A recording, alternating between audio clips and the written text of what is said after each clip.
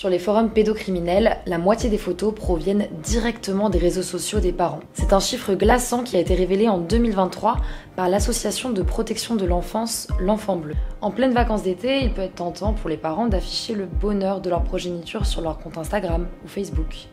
Ces clichés, qu'ils soient pris à la plage, à un anniversaire ou dans le salon familial, peuvent être détournés en quelques clics dès leur publication. Mais alors, comment l'expliquer ? Les associations de protection de l'enfance alertent ainsi sur les risques du sharenting. Contraction de share, partager, et de parenting, parentalité, cette pratique est de plus en plus répandue. 53% des parents français ont déjà partagé du contenu de leur enfant sur les réseaux sociaux, prévient l'Observatoire de la parentalité et de l'éducation numérique. Pendant ce temps, 3 nouveaux contenus pédopornographiques apparaissent dans le monde à chaque seconde qui passe, et le compteur ne cesse de grimper. L'association Caméléon, qui se bat contre les violences sexuelles à l'égard des enfants, prévient sur les dangers de l'exposition des mineurs sur les réseaux sociaux. Alors notre approche, celle qu'on a choisie, c'est évidemment pas de culpabiliser les parents, de leur dire que c'est leur faute s'il arrive quelque chose à leurs enfants.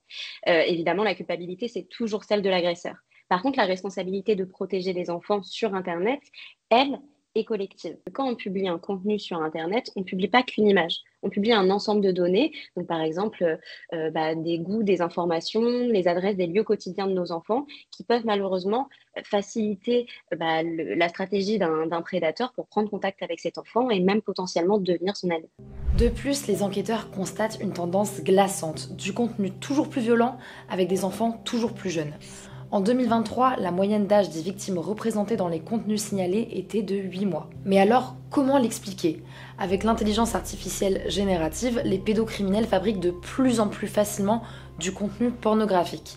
En récupérant des photos et vidéos réelles d'enfants sur Internet, ils vont créer de toutes pièces des images de synthèse. Et cette production artificielle explose. Elle a été multipliée par 5 depuis 2023 et pourrait représenter 95% de tous les contenus pédopornographiques d'ici quelques années.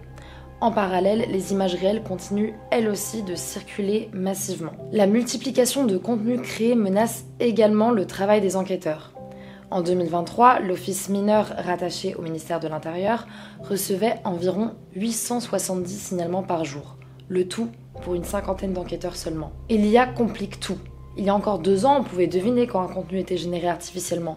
Une main allait avoir 6 ou 7 doigts par exemple. Aujourd'hui, c'est presque indiscernable.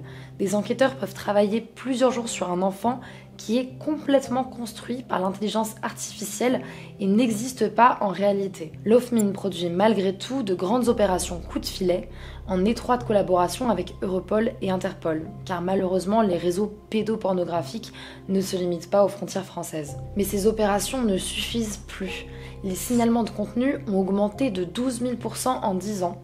Une loi symbolique a été votée à l'Assemblée nationale en 2024, mais les associations plaident pour une modification du droit effective. Donc on peut par exemple imaginer une modification du code pénal, son soutien avec plusieurs autres associations, pour condamner le fait de générer ce genre de contenu ou de mettre à disposition des technologies qui le permettent. Une autre piste, c'est de responsabiliser directement les acteurs du numérique. Aujourd'hui, ils n'ont aucune loi qui les contraigne à mettre en place des garde-fous pour que leur technologie ne soit pas utilisée à ces fins qui sont pourtant des fins criminelles. Alors la loi Studer, c'est une grande victoire pour nous. C'est une loi qui date de février 2024.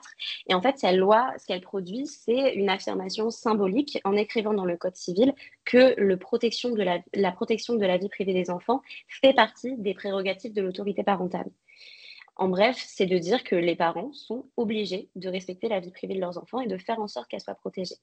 Ce que ça dit aussi, c'est qu'il y a des recours. Si par exemple, un parent veut publier des photos de son enfant, mais que l'autre parent n'est pas d'accord, ou si un enfant n'est pas d'accord pour que des photos de lui ou elle soient sur les réseaux sociaux. Dans ce cas-là, on peut faire appel au juge aux affaires familiales. Une initiative positive, mais insuffisante face à l'ampleur du phénomène. Le numéro 3018 est un service gratuit et confidentiel, ouvert chaque jour de 9h à 23h, qui permet de signaler et de faire supprimer en quelques heures tout contenu relatif aux violences numériques sur les mineurs.